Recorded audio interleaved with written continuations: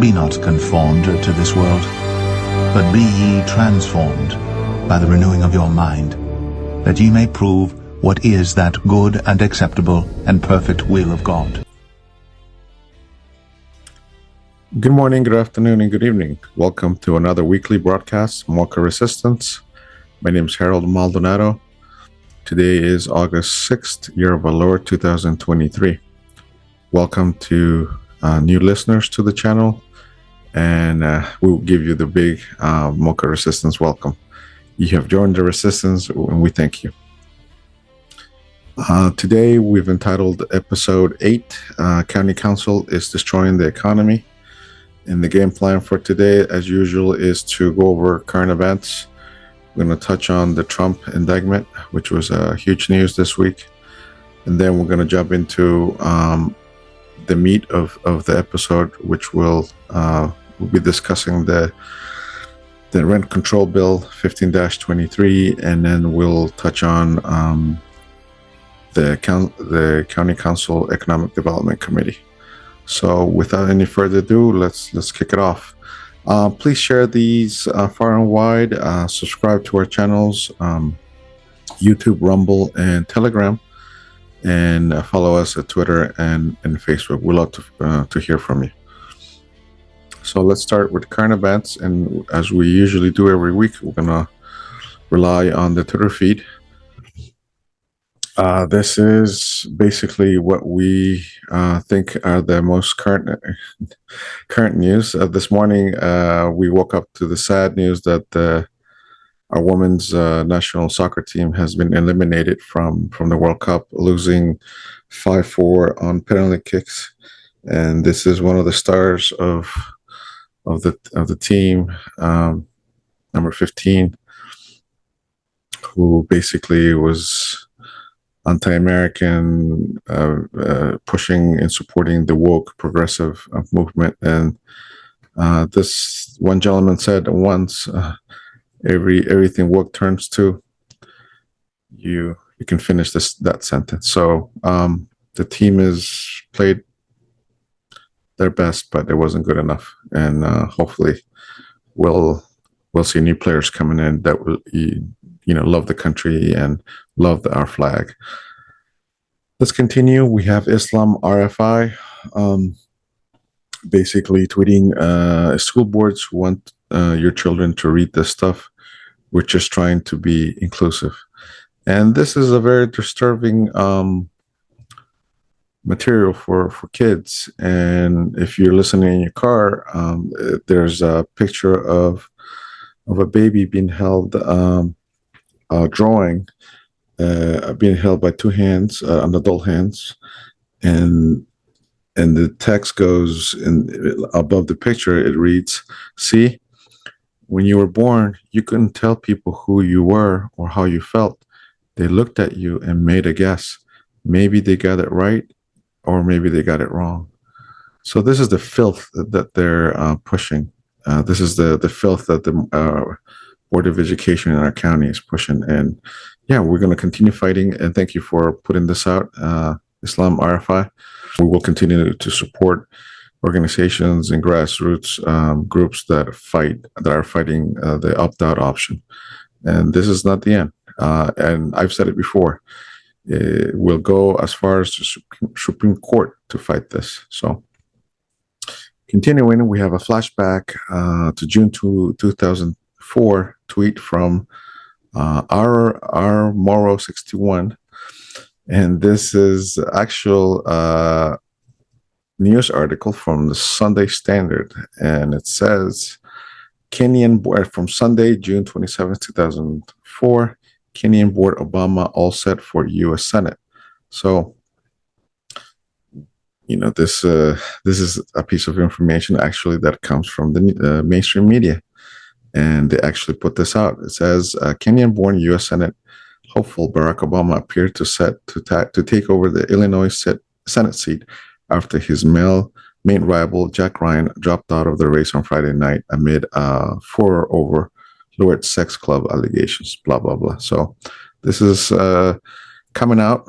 This has been buried by the mainstream media since 2004. And you'll see more information coming out of the real information about who this guy was and is and stood for. So thank you for putting that out. Our Moro 61. Welcome to the resistance. We have a tweet from Montgomery County Watchdog, and the tweet goes, he retweets a tweet from Montgomery County public school teacher who is basically saying the state of Alabama is trash. Okay, so it says, according to the Montgomery County public school teacher, everyone in the state of Alabama is trash. Awful. And we'll go to the what he is referring to. And then this is a response. So the tweet is about, let's see. Okay. Montgomery County Watchdog tweets, just a reminder that left-wing Newsom closed public schools while he sent his own kids back to private school during COVID. Okay, so the governor of California was pushing and dictated that all public schools in the state be closed for COVID while he was sending his kids to private school. So there's a discrepancy there.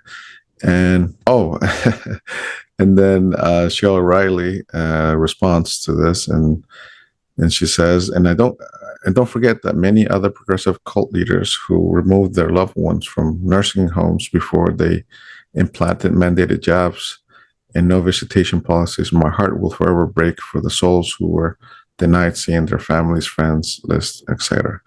And then fire up Frazzle. She goes, the last part of your tweet sounds like the pretext for a purge. You people are almost comically fascist. Whoa. It's no wonder you can't win elections in Moco. Look, fire up and frazzled. We're not here to divide people, communities. We're here to bring people together. And you are on the side that espouses this fascist ideology. And the person in Montgomery County Watchdog responds, things are going in the right direction here in Moco while your buds are winning elections. So so this is a Twitter feed fight basically, and fire up and frazzled responds at the end. Then go move to Alabama with the rest of the trash. You'll fit in better. Whoa, that's classist, racist, everything under the sun. But that's awful. That is awful. All right, continuing, we have a tweet from Moms for Liberty. She retweets a response where they go, in their opposition to preliminary injunction in Mahmoud versus McKnight. That's the lawsuit going on right now, pending on the opt-out option. Montgomery County Public Schools and the Board of Education state, quote, parents have no right to control how a public school educates their children, end quote. So this is what the Board of Education is saying, basically, that we as parents have no right or say in what the public school system teaches our kids. And this is just awful. They're going to lose. They're going to lose big. And then are they going to be voted out? As you heard last week and the week before, the grassroots organizations are putting together a slate of candidates for next year. So, yeah, things are looking up. And there's a video meme, and it says, I made a huge mistake. All right, continuing. We have Citizen Free Press tweet that says, Gail King admits gas prices are rising under Biden, but blames extreme heat instead of Joe. So I don't know if you noticed, but everybody in in the county and the country are paying more for gasoline, for gas. So if you been in the pump lately, you notice that the amount of money you're paying for filling up your car, your SUV, etc., your cars, is getting expensive. So, and the Democrats and the mainstream media, of course, are covering for Joe Biden and his awful economic policies that are to blame 100% for rising inflation. So that's where we are right now. We touched on this last week also about gas prices going up. And we have Greg, who's providing us an update. All right, so he says gasoline prices nearing $4 a gallon again, but what does Mark Eldridge care? He doesn't pay for most of his bills fill-ups, right? Exactly. We do. He works for the county government. He uses government vehicles, and he doesn't have to pay anything for his gasoline out of his personal money. He uses a government credit card to pay for his fill-ups. Yep, exactly. The hypocrisy. All right, we have another tweet from Greg. Breaking news: a lot of people consume pot. Hilarious to see many state Moco politicians promoting it. No doubt it'll usher in Maryland's decade. Certainly bullish for automated fast food establishments. Yes, so we have Natalie. He comments on a tweet from Natalie Fanny Gonzalez, where she says, in July, collective adult use of cannabis purchases reached 87.4 million, more than double the 42.7 million total for June, before the launch of an adult use retail sales, according to the Maryland Cannabis Administration. Yeah, so it's about the money. It's not about protecting the health, the mental health of, or the security of the county or its residents. It's about money. They would like legalize cocaine if they had to, because they don't care.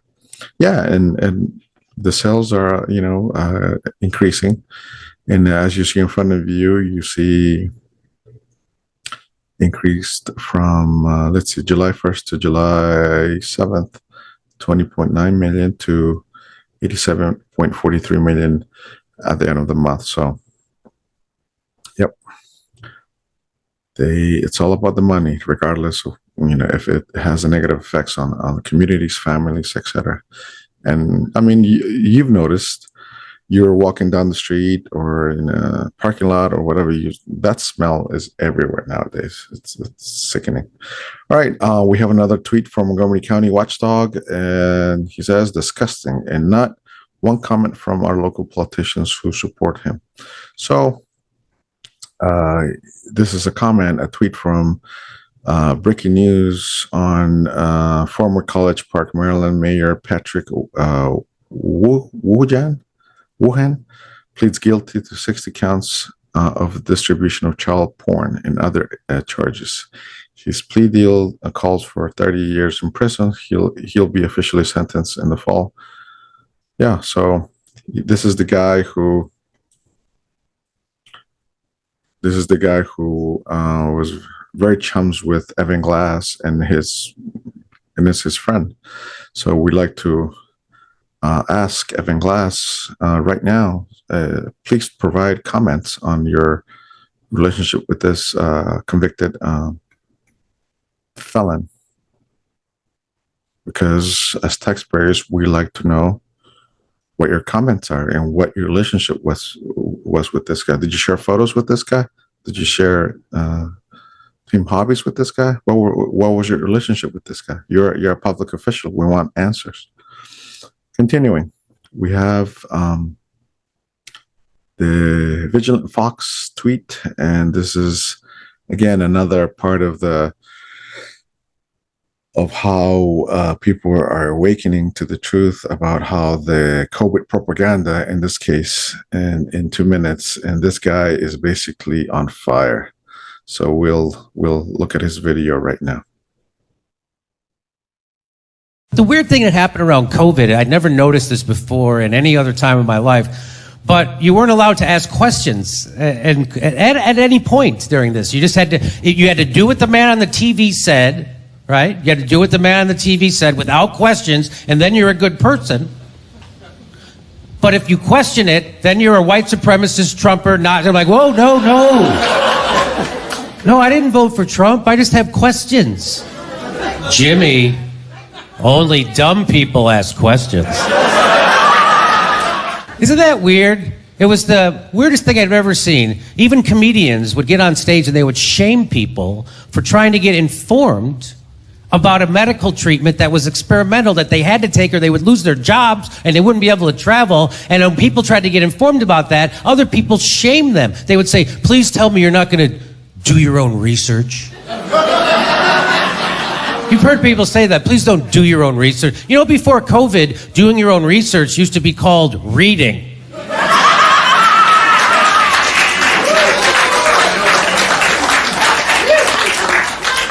Now you're shaming me for reading? At the behest of Big Pharma? It's like I woke up in the middle of a Bill Hicks bit. Well, looks like we got ourselves a reader. That's how much people internalized the propaganda from Big Pharma, was that they would be anti-intellectual enough to shame people for reading while they're wagging their finger at them for doing it. You would never shame people for trying to get informed, no matter what other subject it was, no matter how unimportant. Like if I say, hey, I'm gonna go buy a car. Don't look into it.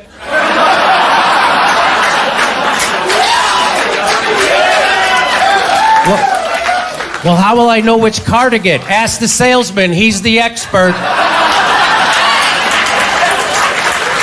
What are you, Henry Ford? Continuing, we have Clean Slate Moco. Welcome back, Clean Slate. We missed you. It appears former Montgomery County Executive Ike Leggett never had let a crisis go to waste. Seems to be a governing ethos for many elected politicians. So here's a picture in the article from Clean Slate Moco, where the title goes, it appears former Montgomery County exec Ike Leggett's 11,000 taxpayer-funded jaunt to Cuba didn't accomplish much 7 years later.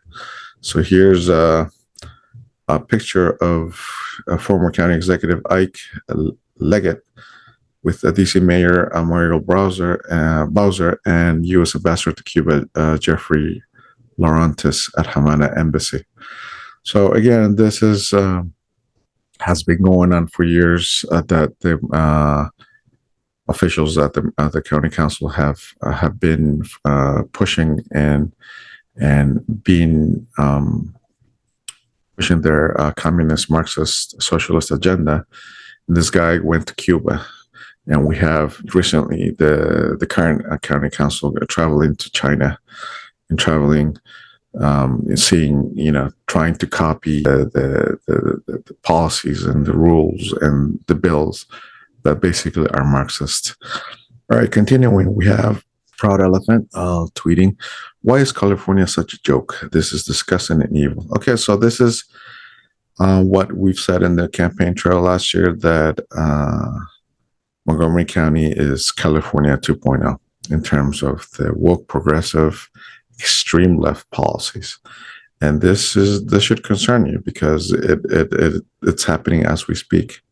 At the rent control bill, the policies at the Board of Education, and how the county council wants to decarbonize our economy and wants to get rid of fossil fuels. So everything that California does is followed by the county council. So you should expect this pretty soon. So this is a new law that will become law in California. And then it says California legislature passes a bill reducing penalties for oral and anal sex with willing children.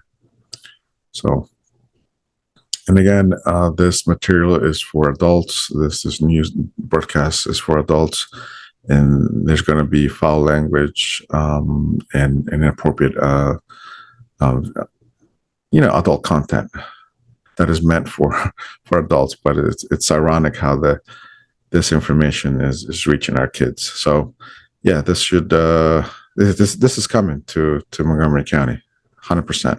So California has fallen, and Montgomery County is on its way to fall.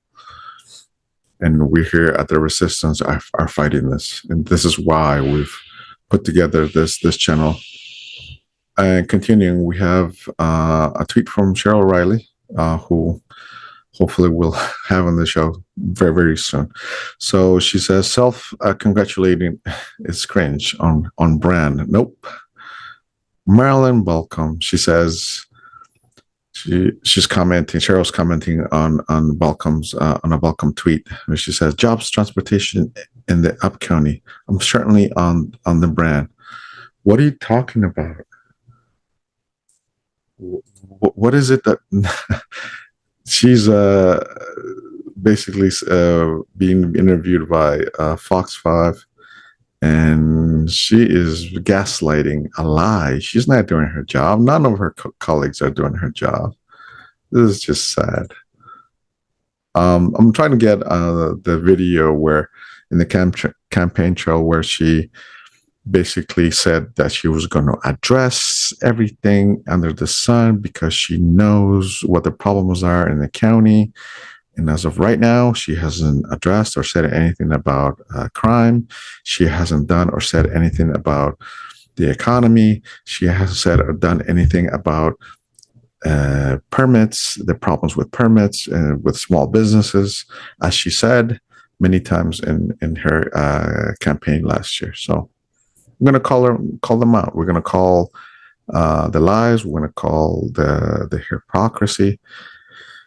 This is what we're here for, to provide the real news for you. The county resident who pays their taxes, who is a law-abiding citizen, who is a parent, a business owner, and basically a resident who wants to thrive in this county. But unfortunately, all the news that you've been receiving in the last years, for most importantly, are a lie. They're gaslighting you and trying to tell you that they're doing their job. And this lady is definitely not doing her job. Continuing, we have Mamba Bear. Thank you, Mamba Bear. Continuing, please continue with your posts. Your posts are on point and you're on a roll. So continue, and we're glad to have you in the Resistance. We have a tweet from her. It says, one of the top hormone eaters. So this is, she's retweeting basically, I guess, a meme where on the left side, there's a woman that says, so you admit to having dinners with Jeffrey Epstein?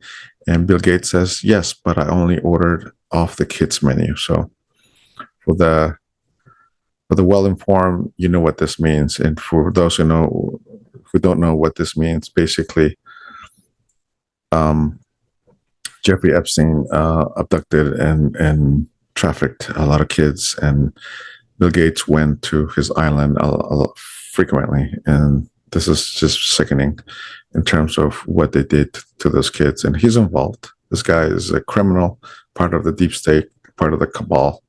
And so, all right, let's continue. We have Loki, who's basically replying to Clean State Moco, and it says, is this one of their affiliates? And LGBT and Moco basically blocked him, the account. And you know, they're all about inclusivity and justice, economic and racial justice, and being inclusive. How does an account that represents the county block someone? Well, just an example of the hypocrisy that they're pushing. We got Greg again, going back to rent and stabilization. The Greater Olney News newspaper says, headline, historic rent stabilization measures signed into law. And let's read it. Janet Anderson moved to Montgomery County to be close to her aging parents. She was looking forward to living near her mother and father, always liked the county from her many trips here to visit her parents, and heard a lot of good things about the Olney area. She found a job easily and expected to find a place to live just as fast. Not happened. Although I make a somewhat decent salary, not a tremendous amount, but very livable where I come from, I'm having trouble affording a place to live. So this is the again, another example of local media sources covering for the county council. As you will see in this episode and hear the data points from experts, from people who are actually in the real estate industry, in the construction industry, the rent stabilization bill 15-23 is going to destroy the industries. It's bad basically for the whole county. So this is an example. Thank you, Greg, for putting this out and for calling out the Great Olney News. Yep. They appear to be independent, but they're not. They're just another local media source that is covering for the county council. We have another tweet from Greg, and he points out that the local media are basically lying to the American public, stating that the economy is booming. The economy is not booming. We are headed to a very hard landing, and he puts out retweets a tweet from Nicholas Fondacaro, where it says, according to what I'm observing, and this is a tweet from video from the, I guess, TV show. Is it the Live 5? I'll try to put this out so you can hear. Say something about Joe Biden. According to what I'm observing, the economy is booming. Yeah. Inflation is down. The stock market is doing well. People are having an easier time putting bread on the table, etc. He doesn't seem to be getting the credit for that. Only 41% approval. Is it because they think he's old? Because I don't see anything else they can point to with him particularly. Well, it's a question for Democrats. But no, it's a question for you, really, because you said you would not vote for Biden. No, I'm not. But you said you would not vote for my Biden. vote, one vote. Every vote counts, and your vote counts, and I'm going to tell you again, but I know you don't want to hear it. Why is your candidate not doing better with Democrats? That's who he needs to win. Again, because they think he's old. That's why. Trump is old. Listen, but he's Democrats. Listen, I am the same age as Joe Biden is not doing poorly because I won't vote for Joe Biden. Let me just make that abundantly clear. You have to. This is an example of the TV show The View, which is gaslighting and living in an alternative reality where everything Biden does is great, and this is just another example. They're covering for the Biden administration, and we'll go further into what's happening. Also happened this week. Continuing, we have Care National. Here's the memo that Montgomery County Public Schools kept secret for almost a year. In it, elementary school principals raised many of the same concerns that parents have been raising since the opt-out was canceled. Read the thread for more 1 to 10. So this is the memo that principals raised concerns about the materials and how. So we'll take a look at the memo. On behalf of the MCAA Elementary Cabinet, I am sharing the attached document that outlines specific concerns and questions raised by principals in regard to the LGTB plus supplemental materials. And this is from November 22nd, 2022. So the issue has been raised. The concerns have been presented to the Board of Education, but they have ignored it. The Montgomery Public Schools have ignored these. So let's continue. So they have raised in the memo, they have outlined the concerns, the literature, the characters in the literature for students to be able to see themselves or family and learning. And again, exclusivity. What is the promote exclusivity? No. And this goes against the First Amendment, religious rights, freedom of religion. And okay, so point 4, opt-out option. It says MCPS has stated publicly that there's no option to opt out, with the rationale that MCPS is simply providing books about inclusion of LGBT plus characters in inclusivity. However, due to the concerns shared earlier about the plot and nature of the books, this creates a significant concern by some parents about indoctrination or hidden agendas. So the Montgomery County Public Schools and the Board of Education have known these concerns, but it's just they have ignored them. And that's what we're having the discussion now. That's why we have grassroots organizations coming to the forefront to fight this injustice. So I'll go ahead and provide that also, the link, so you can read the memo to, Yeah, that does it for current events. We'll now touch on the next point, which is the Trump indictment. So as everybody knows, Trump was indicted again this past week. He came to DC to get arrested and to do the paperwork. He pleaded not guilty, of course. And what's behind this indictment? So this indictment is following a response of the Biden administration, where he and his administration are covering for his criminal activity, the payments he received from Ukraine, China, and also the fact that he lied to the American public, where he said that he didn't have any contacts with any of his son's business partners, and he did. And what does this mean? That this clearly shows that there's election interference. That if you ever wondered what it feels like to live in a third world country, you're living in one right now. The Biden administration is basically has put the country in peril in terms of using his powers as a third world dictator to go after his main political opponent. And more information is going to come. I have some videos where they basically sum up what's going on with the indictment. But the overall message here is that although this might seem a negative for Trump, this is a positive, because he will have a chance legally to bring all the information and subpoena every source that he feels necessary, and his of course his legal team feels necessary, in order to prove that there was fraud in the elections in 2020. I know there's among the audience today, there's a group that says, yeah, everything was fair, everything was fair in the elections, and we need to move on. But no, there were some illegalities that were done by the Democrats, and a lot of shenanigans. And you might believe it, you might not. That's fine.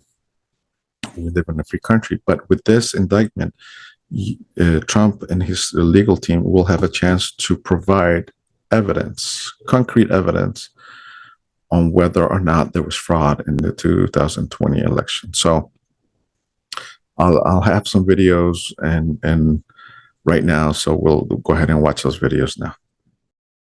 The timing of this indictment was coordinated to take the heat off Biden. This is the third time this has happened. You ready? On March 17th, Hunter admitted the laptop was his. And on the very next day, Trump received word Alvin Bragg was indicting him in New York. On June 8th, an FBI document broke that Ukraine paid Biden a $5 million bribe. And the next day, on June 9th, Biden's DOJ indicts Trump on the Mar-a-Lago documents. Yesterday, on July 31st, a Biden insider told Congress that Biden spoke with Hunter Biden's business partners dozens of times, and Hunter was paid handsomely to get his dad to fire the prosecutor in Ukraine. And then today, August 1st, Biden's Justice Department indicts Trump on January 6 charges. Trump. Breaking news tonight. Just moments ago, another indictment handed down by partisan hack Jack Smith, that special prosecutor looking in to President Trump. 4 more charges. This one surrounding January 6th and election integrity. The charges are all surrounding conspiracy to defraud the United States, conspiracy to obstruct an official proceeding. All of this is absolutely bogus. I have read through the 45 pages of this indictment, and quite frankly, it reads like an MSNBC Rachel Maddow monologue. They talk about President Trump, quote, determined to stay in power, quote, determined to spread lies. Truth is, you can't charge someone on spreading lies. There's free speech in America. The only problem is President Trump didn't lie about anything. And when you read through this indictment, it spells out every election integrity irregularity, every problem that I called out since 2020. It basically makes the case for President Trump that the election was stolen, and this is how dumb they are. I'm actually celebrating this indictment today. This indictment is the greatest indictment to ever happen to President Trump, because you know what it means? It means discovery, baby. Discovery.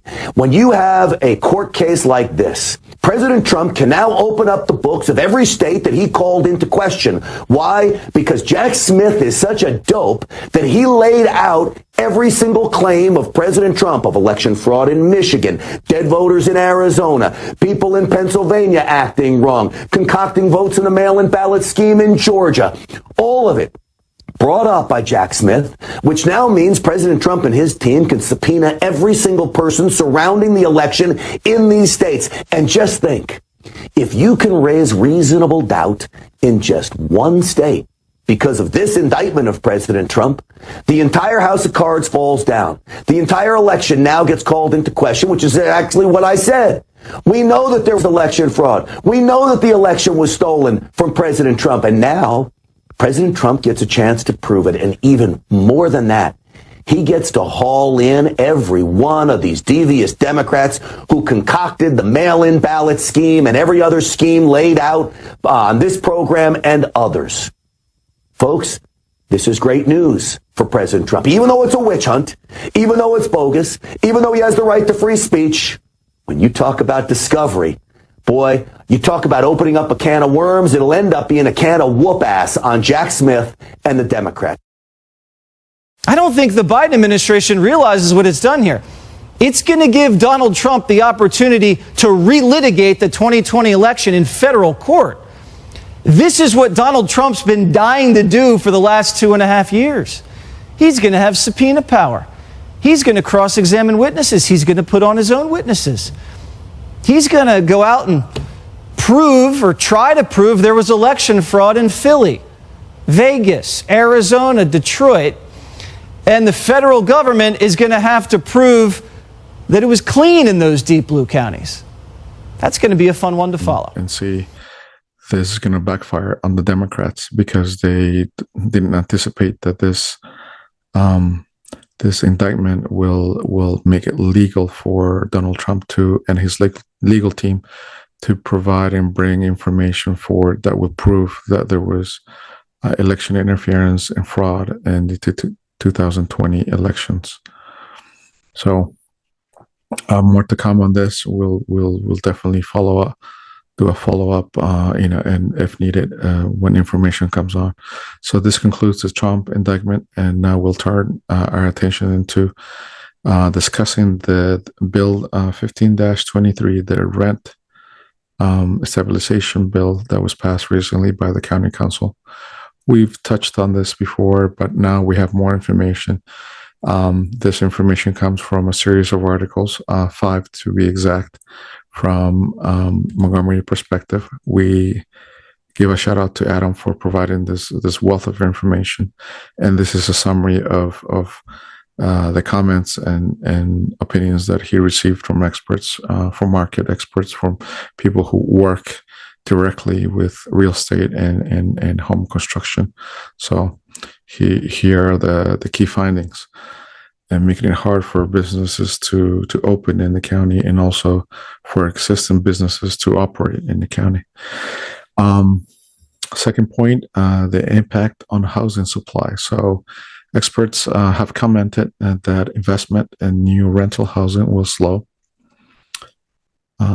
This comes as the rent caps will discourage new investments. And we said that since day one, and this is confirmed by the comments by the experts.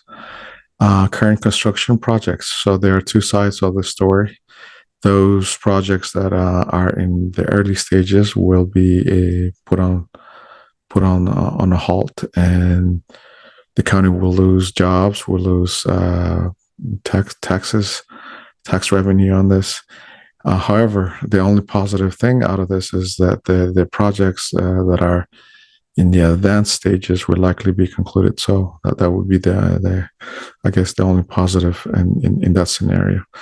The experts say rent control discourages investments in renovating existing rental properties, and it makes sense if you are a property owner. And if you want to make, you want to renovate certain parts or your whole building, then you expect a return on that investment. But since the return on the investment will likely be close to zero, then there's no incentive for you to make that investment. So, continuing, the pace of housing development will slow further. So we know that the current state of housing construction in the county is slow, but with this bill, it will become even slower. So this will translate into the decrease in business taxes, as we said. Multifamily units built by market rate developers would decrease in favor of nonprofit entities such as HOC and MHP. So this is what we've said before, that the county council is pushing this Marxist agenda, and this is part of it. And this is a way to centralize control of the economy, and this is a way for them to choose the winners and losers in the economy. So this is a reflection of what China does, and this is what they want to do. And this has also been done in an effort to curtail the business sector, so they have more control of the economy. All right, continuing. New housing construction will shift to Frederick, Howard County, Arlington, Fairfax, Loudoun, and Prince William County. So we've said the economy is not competitive. We're losing out to other neighboring counties, and this is a fact. So businesses will rather invest in neighboring counties than in our county because of the toxic domestic environment. So this means that we're going to lose tax revenue. We're going to lose jobs. And again, the hypocrisy of the council saying that therefore minorities and therefore economic and racial justice. Well, let me ask you a question. What kind of jobs are created for home construction, for the construction industry? I would say blue collar jobs, and most of those jobs are filled by minorities. So the county is lying to you, is lying to the public. Had to think very hard to invest in the county, and then with this bill, it is going to become easier for them to decide not to invest in the county. So what is the impact on existing properties, on rental units? Well, you're going to see a lot of condo conversion will be popular with apartments, and this makes sense. You need to make money if you're a property owner, and if you have rent controls, then or rental caps, then you will not make any money in having apartments. So it's better for you to convert them into condos where the return is going to be better. And then again, the maintenance on these properties will be deferred. So you will see a deterioration of the quality of properties that are countywide, and people are going to basically start seeing broken doors. The paint is going to fade. Maybe the stairwell, you're going to have plumbing issues, etc. So the quality of affordable housing will decrease. So I know one of my colleagues from the GOP slate that ran for the many state and county positions last year said it's not about affordable housing, it's about quality housing. So quality housing will not be a thing that this bill addresses. It's going to make it worse. And then one of the most important outcomes of this bill is actually a highly contrasted reality. So the county council has said that this bill will making housing affordable for minorities, for low-income people. But this is not going to happen. So tenants will be hurt the most. How, you may ask?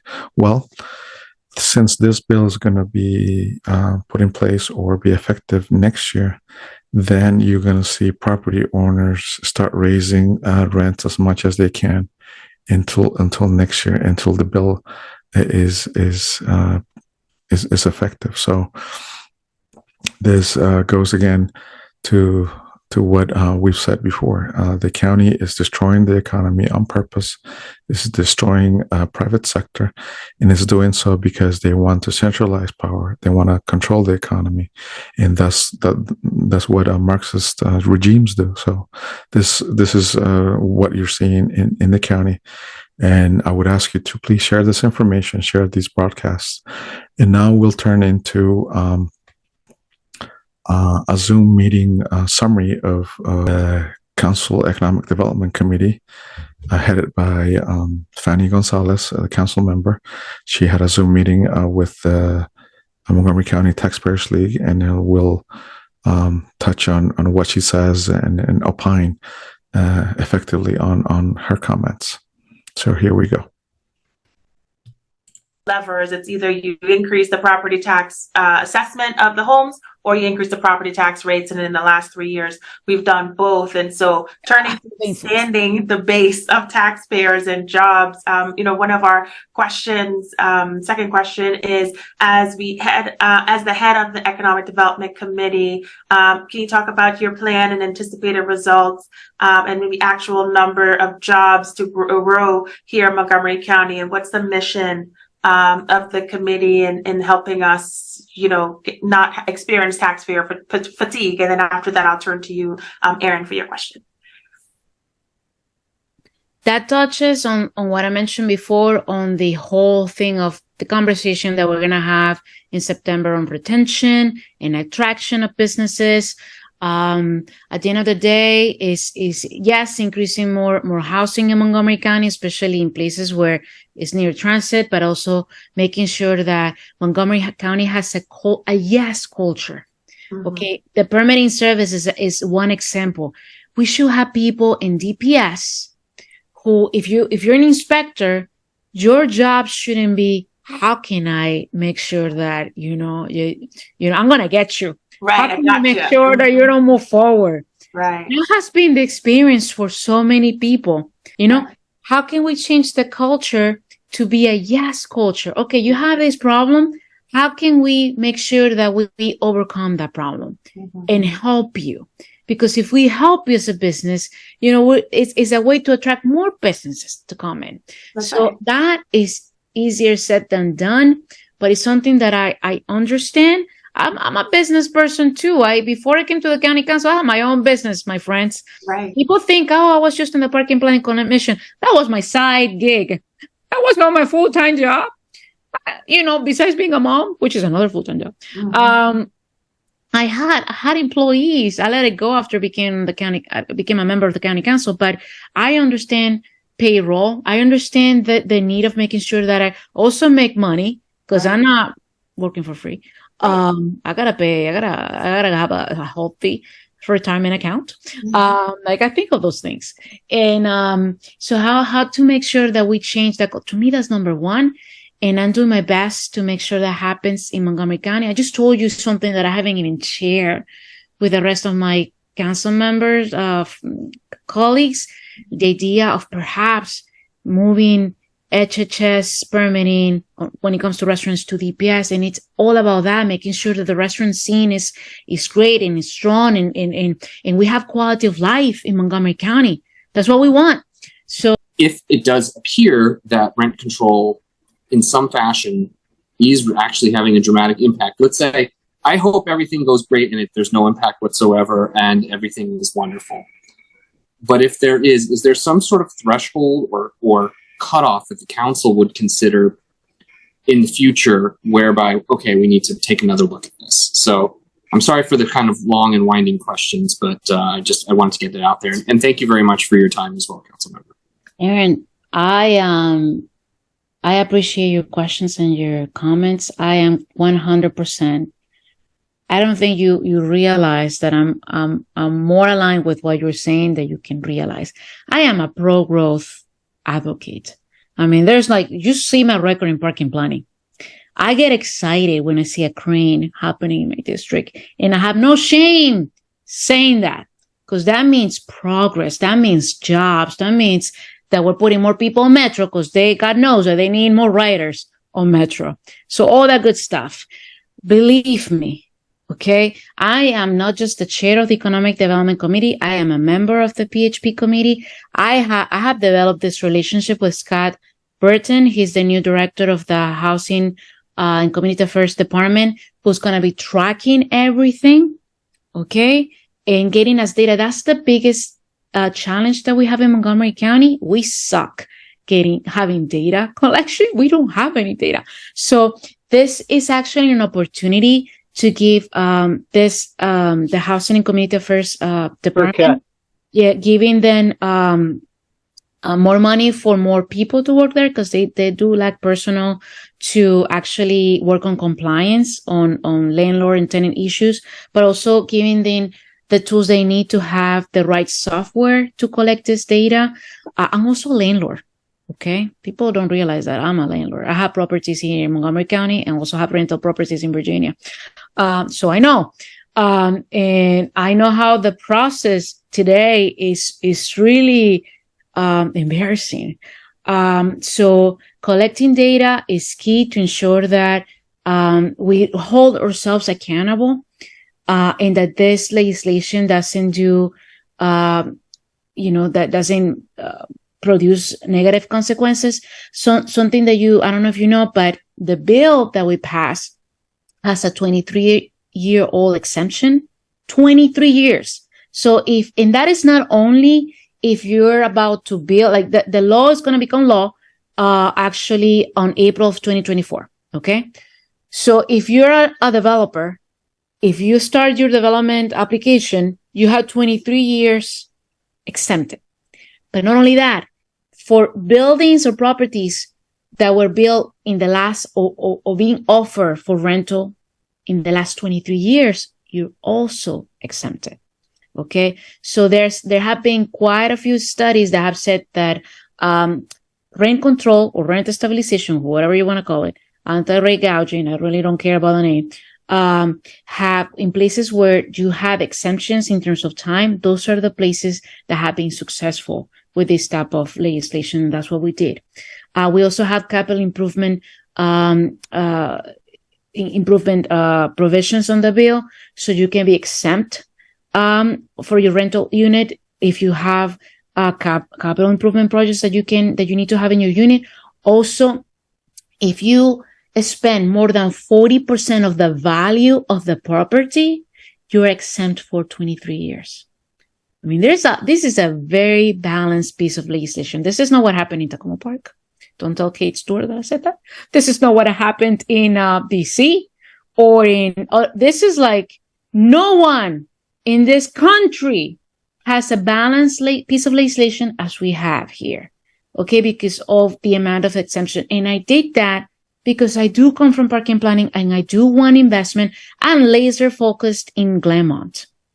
They're struggling. Those wages are stagnant and the rents are going up. I heard from person to person telling me that they were getting, I have people send me their, the contracts that they're getting for renewals in their apartment buildings or their homes or whatever, asking for 15-20% rent increase. That's a big deal. That's a lot of money. So I got to think about them too. So look, I know not everybody's happy, but I think honestly that I was able to have a balanced bill and getting 7 out of 4. Honestly, I thought I was going to only get 6 votes. I ended up with 7. I'm just happy.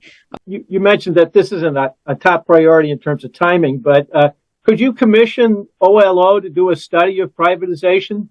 And I say that because, if I may, we looked at this issue 10 years ago. 10 years ago, the Department of Liquor Control struggled to provide $30 million a year in profits for transfer to the general fund. It's the same value today, even though inflation has overwhelmed the number. And when we studied it, we found that there wasn't $30 million in profit.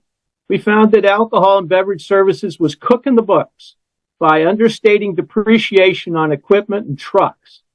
And that when they transfer $30 million to you, they are depleting their working capital and their ability to sustain the business. This is a hollow promise. And the only reason it's going on, you know this, is because of the 350 or so McGeo employees who think that they've got a sweet deal and that the taxpayer should subsidize them. But this goes beyond a taxpayer subsidy. As you mentioned, this goes to convenience, this goes to selection, this goes to pricing.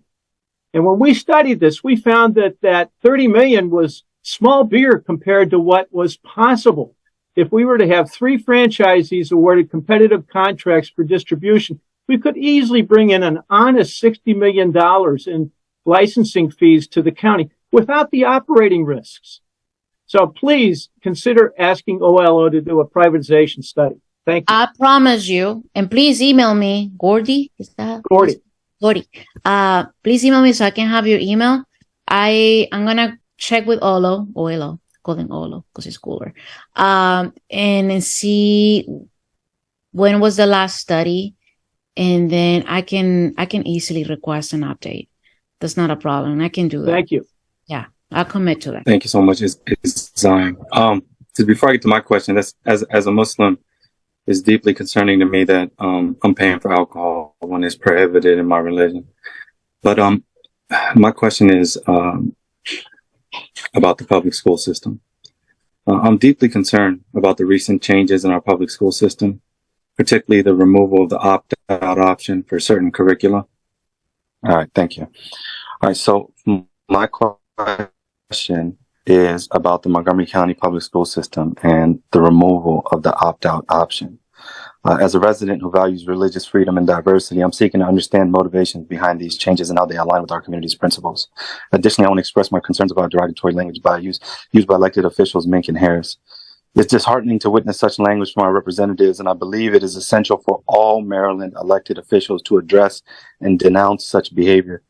I would greatly appreciate your insights into these matters. Your perspective as an elected official can help shed some light on these issues and contribute to meaningful discussions about the well-being of our community and its education system. Thank you. If I understood, Esther, the opt-out, the whole thing about LGBTQ plus, I'm gonna be honest with you, I'm staying away from all that. I'm focused on math and literacy. We have an elected body for the Board of Education, and I'm not the type of person that will go to the school board to say something. That's just not me. I'm staying on my lane. I guess I'm being very, very diplomatic here.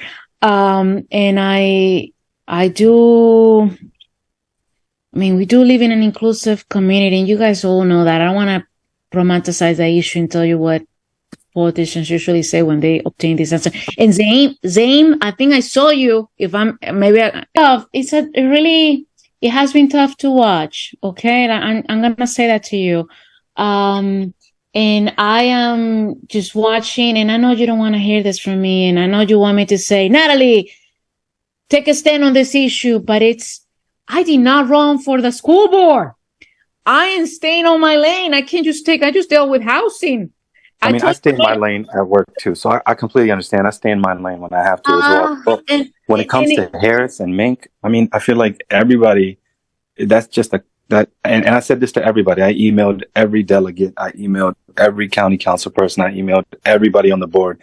And I said, that's not staying in your lane. That's picking a side. When you don't see something like that. I cannot speak for council member Meg, because, I am my own person. I'm very different from her.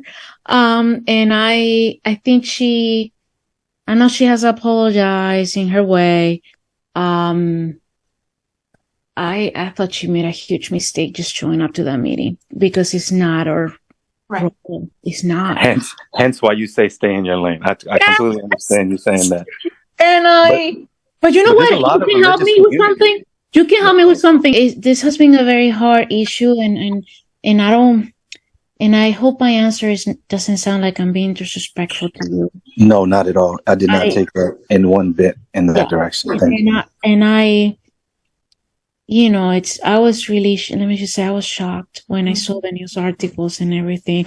I love when we make national news, but not like that. Yeah, not like that. Not like that. So that was Natalie Fanny Gonzalez, the head of the chairperson for the Economic Development Committee in the council. As you were able to watch and hear, she has no idea about anything relevant in terms of economic development. She has pipe dreams. She mentioned changing the culture. She's mentioned retention and attraction of businesses. She mentioned the quality of life in the county, and how she is basically wants to address and all the issues and permits. But for anybody that's listening to her for the first time, it would appear that she's on the ball, and she knows the answers, and she's forthright in terms of what the plan is to address the issues. But for me, I've heard this before, and she resembles any type of communist, socialist, Marxist political leader who is basically telling the public what the public wants to hear. And if you're that naive to believe this, that's on you. But here at Moco Resistance, we're going to tell you how things are in reality. Fanny Gonzalez is not going to address any of the issues. She's going to have meetings. She's going to have working groups, etc., etc. She will tout that her district is the best in attracting businesses. But as you correctly saw in her interaction with the Montgomery County Taxpayers League, she dodges the questions. She dodges everything under the sun in terms of providing concrete answers. And this gentleman asked how many jobs are going to be created for, with this in this economic plan that the council has, and she didn't respond any of it. And then the Muslim gentleman asked her what her opinions are on the opt-out decision on the Board of Education, and she dodged the question. Why don't you tell us what you stand for? Do you stand for anything, or do you just stand for smiling and laughing at every time you take a picture for your Twitter account? Again, this is a bottom and paid for political leader from the Democrat Party who has no interest in resolving any issues. She pretends she cares. She pretends she is aware of the issues, but like any other county council or the executive, they're not going to do anything. Well, thank you for your attention. This concludes episode 8, County Council Destroying the Economy. Please share these broadcasts far and wide. Thank you for your attention again. Follow us at Twitter and Facebook, and subscribe to our channels in Telegram, YouTube, and Rumble. Join us. Join the resistance.